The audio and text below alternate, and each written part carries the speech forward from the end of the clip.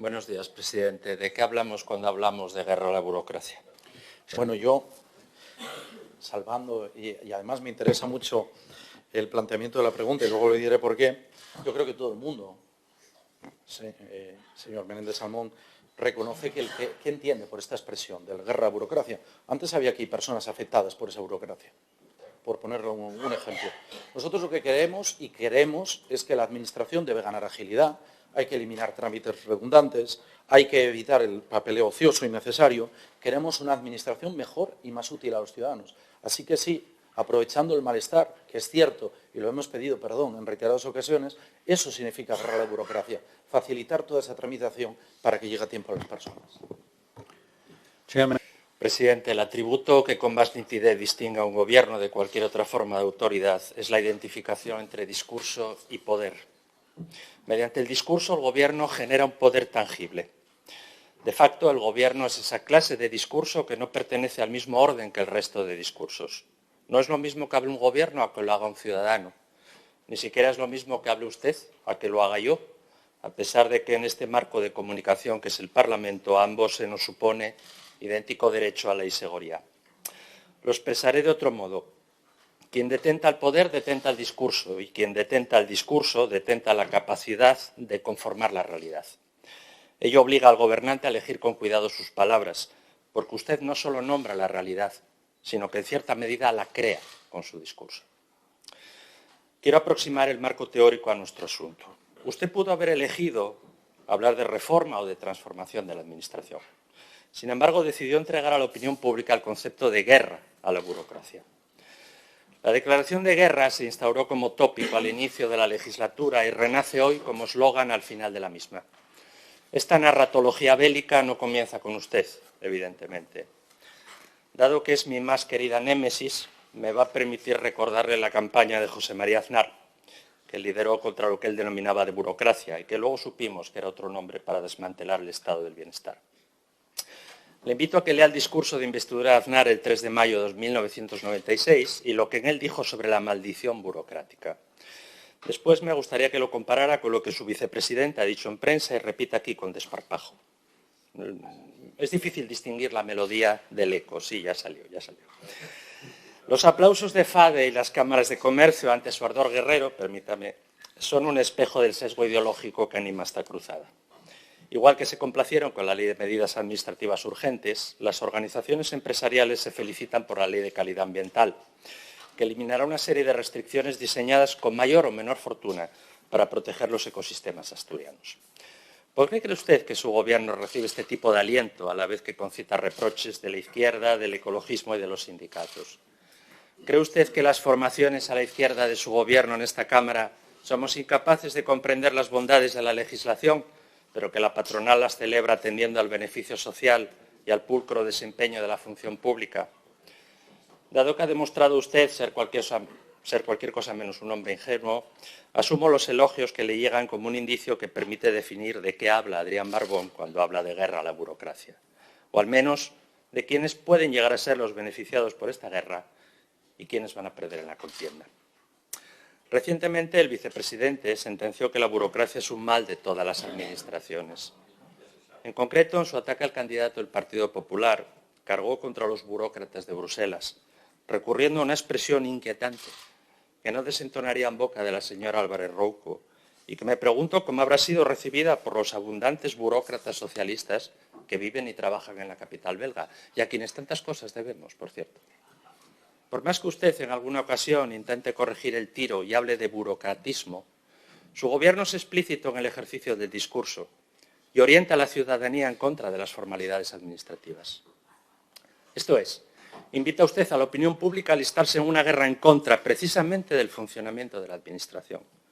Lleva haciéndolo 4 años, a diario, sin desmayo, alimentándose de las declaraciones de las patronales y de la derecha política y mediática, que le piden menos trabas, menos controles, menos procedimientos, que le piden más guerra. Concederé en todo caso un mérito a su relato. Ha conseguido usted que cuando habla de burocracia nadie piense en personas, sino en abstracciones, en engranajes de una maquinaria molesta, obsoleta y redundante. Sin duda alguien ha leído El proceso de Kafka con provecho en sus filas. Sin embargo, cuando usted dice que la burocracia es algo inicuo y dañino, está hablando de personas que trabajan para proteger los derechos de otras personas. Eso es la administración pública y la burocracia no es otra cosa que su funcionamiento, que se puede y se debe mejorar, pero a la que usted convierte en objeto de violencia simbólica, señalándola a los ojos de la sociedad, desacreditándola, transformándola en un problema, cuando es la única solución que conocemos para asegurar precisamente tanto la equidad como el sentido de la democracia. En definitiva, la guerra contra la burocracia no solo pertenece a una estirpe de discursos poco relacionados con la tradición política que usted dice representar y que yo respeto profundísimamente, sino que es una guerra contra personas, no contra entelequias. Pocas veces un gobierno se ha atrevido a señalar a la administración pública con semejante virulencia. Y todo ello, por cierto, como usted mismo ha reseñado, en el marco de una legislatura en la que hemos asistido al vergonzoso fracaso de que miles de asturianos vulnerables languidezcan esperando a que les sean concedidas ayudas al alquiler o a la dependencia, el salario social, el bono energético. Con todas esas vidas atrapadas en un limbo administrativo, su gobierno sí que ha sido y sigue siendo un burócrata implacable e impenitente. Del gusto que siempre supone escucharle, y sabe que además se lo digo sinceramente, tengo que decirle que cuando leí la pregunta me vino a la cabeza inmediatamente, pensé incluso que había plagiado a Raymond Carver. ¿De qué hablamos cuando hablamos del amor? ¿No? Fue lo primero que pensé cuando lo escuché. Pero luego me di cuenta que es verdad, habría que traer a colación a Max Weber, cuando hace referencia a la necesidad de la burocracia, es un defensor de la creación de la burocracia, pero al mismo tiempo advierte del peligro que supone la burocracia. Por eso le reconozco que quizá tenga razón, y lo acabo de añadir. Tengo que hacer referencia a la guerra al burocratismo y también a los burócratas, que son esas personas que en vez de facilitar y controlar lo que pretenden muchas veces y existen en la administración, los que hemos sido alcaldes lo conocemos bien, por desgracia, hay personas que tienen la labor no de interventores en un proceso, sino de interruptores en un proceso. Y es que usted mismo se acaba de contradecir.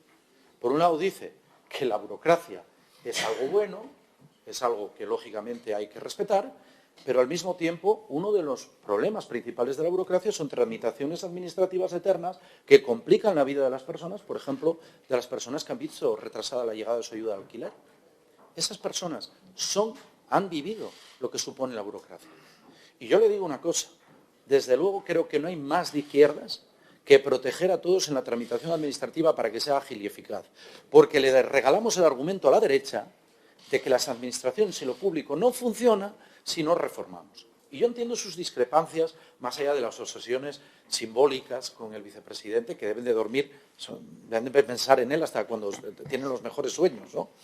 Pues, mire, más allá de eso, de la preocupación constante, yo lo que les digo es que puedo entender la oposición suya a la ley de medidas administrativas urgentes, a la ley de calidad ambiental, a la ley de empleo público, puedo entenderlo todo. Pero, hombre, que estén en contra de que se agilice la tramitación burocrática y administrativa es una cosa ilógica, señor Menéndez Salmón. Yo no lo concibo. Así que, mire, y cuando dicen es que se está desprotegiendo, ¿sabe para qué va a servir la ley de calidad ambiental? Que para abrir una peluquería o un comercio no tengan que esperar meses, no, a veces años, los promotores que son pequeños autónomos que intentan poner en marcha su actividad económica. Se lo dice un antiguo alcalde, que sabe bien lo que costaba las declaraciones de tramitación administrativa a nivel autonómico, precisamente porque teníamos una legislación absolutamente obsoleta y con la ley de calidad ambiental esa peluquería o esa pequeña tienda va a abrir sin tener esos problemas. Esta es la realidad. Así que no somos un gobierno ajeno a la realidad, y se lo digo aquí, señor Menéndez Salmón, y lo he reconocido tanto a las personas que sufren el retraso en las ayudas al alquiler, como lo dije recientemente ahora con el tema de la movilización ciudadana en materia sanitaria. Somos un gobierno sensible, que escucha, que aprende, que reconoce sus errores. Y es verdad que aunque en esta legislatura, por ejemplo, hemos incrementado el personal sanitario, por poner algún ejemplo, en más de 1.500 personas que se ha visto hoy, es verdad que hay problemas. Producto de la pandemia, producto de la falta de médicos y médicas de familia específicamente, que es el gran problema que en estos momentos tenemos. Pero como somos un gobierno sensible, lo reconocemos. Pero no puedo compartir. Y luego no puedo compartir, y se lo digo abiertamente, esa especie de sospecha permanente sobre cualquier proyecto empresarial. No lo puedo compartir. Porque, mire, yo no le admito lecciones a nadie de que son más de izquierdas que yo. no hay más de izquierdas que proteger, insisto, a los vulnerables y que la gente pueda desarrollar su vida con calidad de vida y que se instalen actividad económica que genere empleo. No hay más que eso.